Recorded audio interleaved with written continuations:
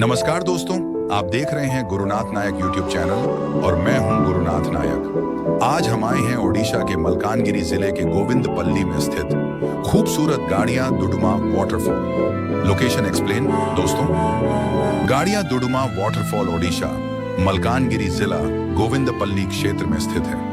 यह जगह अभी ज्यादा फेमस नहीं है, इसीलिए यहाँ नेचर बिल्कुल शुद्ध और शांत देखने को मिलता है। वाटरफॉल शॉट देखिए दोस्तों, कितना शानदार नजारा है। ऊंचाई से गिरता पानी और चारों तरफ हरियाली। सच में यह जगह दिल को छू लेने वाली है। एक्सप्लोरिंग शॉट, यहाँ तक पहुंचने का रास्ता थोड़ा कच्चा है, लेकिन रास्ते भर जंगल और पहाड़ देखने को मिलते हैं। दोस्तों और फैमिली के साथ आने के लिए यह एक परफेक्ट पिकनिक स्पॉट है।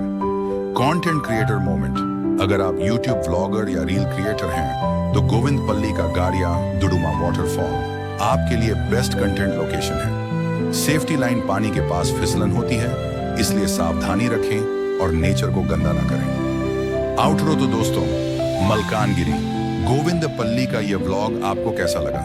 वीडियो अच्छा लगे तो लाइक, शेयर और सब्सक्राइब जरूर करें। फिर मिलेंगे एक नई जगह के साथ। जय जगन्नाथ।